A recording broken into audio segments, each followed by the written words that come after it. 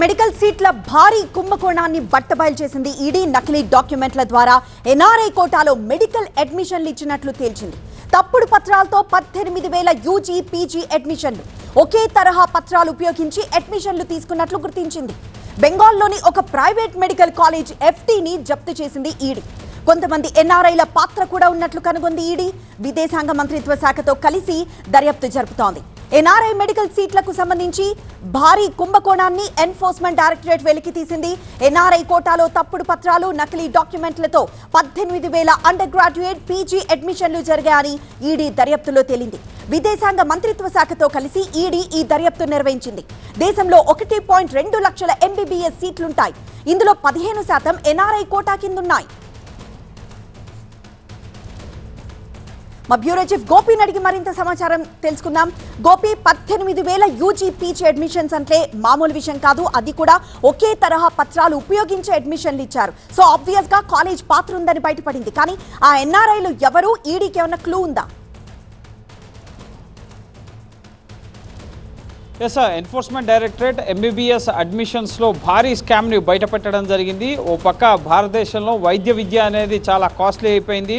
20 లక్షల నుంచి 2-3 కోట్ల వరకు కూడా వైద్య విద్య కోసం తల్లిదండ్రులు ఖర్చు పెడుతున్న పరిస్థితి. అయితే ఎన్ఆర్ఐ కోటాలో ప్రతి కళాశాలలో కూడా 15% కోటా అనేది ఎన్ఆర్ఐ కోటాకి కేటాయించాల్సి వస్తుంది. అయితే దీన్ని అలుసుగా తీసుకుని కొందరు ముఖ్యంగా ఈ ఎన్ఆర్ఐ కోటా కింద అడ్మిషన్స్ కల్పిస్తామని చెప్పి ముఖ్యంగా విద్యార్థుల తల్లిదండ్రుల నుంచి లక్షలు దండుకుంటూనే ఇటు కళాశాల అలాగే ఏజెంట్లు కలిసి ఇటు చేసిన మోసాన్ని ఇటు విదేశీ వ్యవహారాల శాఖ అలాగే భారత రాయబార కార్యాలయాల ఆధారంగా ఎన్ఫోర్స్మెంట్ డైరెక్టరేట్ బయట పెట్టడం జరిగింది. నీట్ ఇటు ఎంబీబీఎస్ యూజీపీజీకి సంబంధించిన 18,000 సీట్లకు సంబంధించి ఇది ప్రధానంగా పశ్చిమ బెంగాల్ అలాగే ఒడిశా రాష్ట్రాల్లో ఈ వ్యవహారం బయటపడింది.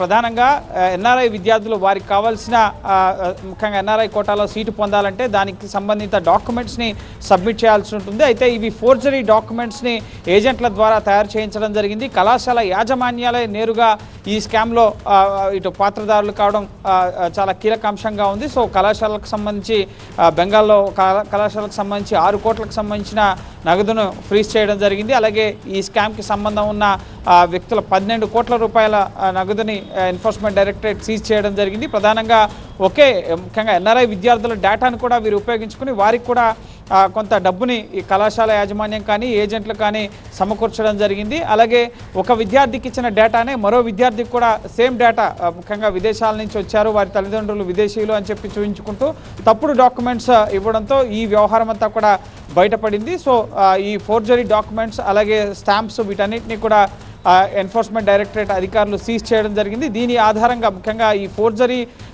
అలాగే తప్పుడు ధృవపత్రాలతో ఎన్ఆర్ఐ కోటాలో సీట్లు పొందిన విద్యార్థులకు ఈ కేటాయించిన సీట్లన్నీ కూడా రద్దు చేయబడతాయి. అలాగే కళాశాల యాజమాన్యాలు ఏజెంట్లు ఎవరైతే ఈ ఎంబీబీఎస్ అడ్మిషన్ కుంభకోణానికి పాల్పడ్డారో వారిపైన కఠిన చర్యలకు కూడా ఇటు ప్రభుత్వాలు సన్నద్ధమవుతున్న పరిస్థితి ఉంది.